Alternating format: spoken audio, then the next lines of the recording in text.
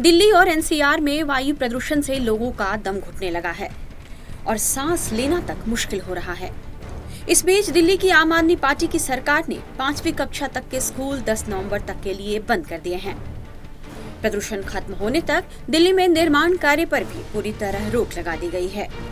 वहीं सरकार ने ऑड इवन सिस्टम भी लागू करने का फैसला किया है ताकि दिल्ली में गाड़ियों की आवाजाही कम होने से लोगों को कुछ राहत मिल सके।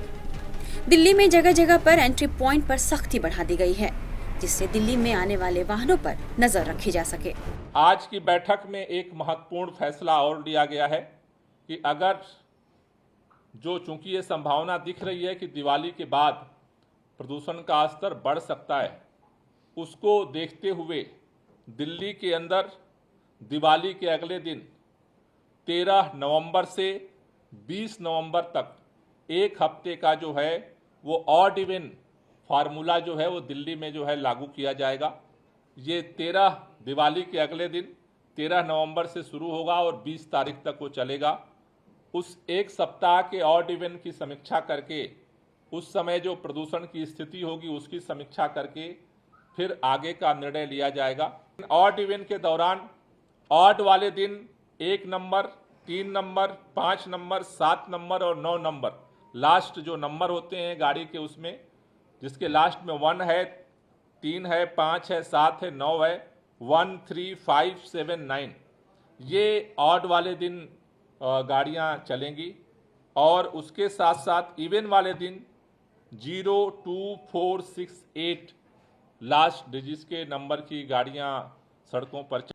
लेकिन अब इस फैसले पर भी सियासत होने लगी है। बीजेपी सांसद रमेश बिधूड़ी ने यह आरोप लगाया है कि ऐसा इसलिए किया गया है क्योंकि हिंदुओं का त्योहार होने की वजह से दिवाली पर कोई आपस में नहीं मिल सके। केजरीवाल पर यह आरोप लगाया है कि वे सनातन संस्कृति को खत्म करना चाहते हैं, इसलिए दिल्ली सरकार ने दिवाली के आसपास ही ऑड इवन लागू कर दिया है। सोशल मीडिया प्लेटफॉर्म एक्स पर एक वीडियो संदेश में ऑड इवन के बहाने बिधूड़ी ने अरविंद केजरीवाल पर जमकर निशाना साधा है। उन्होंने कहा कि दिवाली पर ऑड इवन लागू करने के लिए केजरीवाल ने जरूर 4 महीने पहले ही स्क्रिप्ट लिखी होगी। सुनिए बिधूड़ी क्या कह रहे हैं। दिल्ली के अंदर पॉल्यूशन को लेकर केजरीवाल ने फिर आज मकारियत की।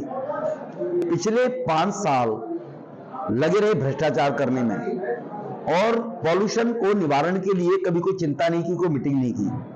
ऑड इवन करके त्योहारों का त्योहार दीपावली का दिन है। दीपावली में सभी अपने सुख दुख में रिश्तेदारों के पास जाते हैं और ऐसे दीपावली पहले पटाखों पर पाबंदी लगाना, जो सनातन संस्कृति की मान्यताओं के लोग हैं, कुछ सो कॉल्ड सेक्युलर टाइप के जो लोग हैं, बुद्धिजीवी वर्ग अपने आप को बनते हैं, वो इस देश की जो संस्कृति है केजरीवाल समाप्त करना चाहता है। कभी खालिस्तानियों से मिलकर बात करेगा, कभी वो किसान आंदोलन के नाम पर जो खालिस्तानी थे उनको भोजन खिलाएगा। तो भारत में इस प्रकार के जयचंद्र, चाहे मुगल आए चाहे अंग्रेज आए, समय समय पैदा होते रहे थे। ये वही मुगल कालीन चीजों को रखते हुए कि दिवाली से 4 दिन पहले, ये स्क्रिप्ट आज की लिखी नहीं है, इसका मतलब ये स्क्रिप्ट 4 महीने पहले लिखी है, 6 महीने पहले लिखी है।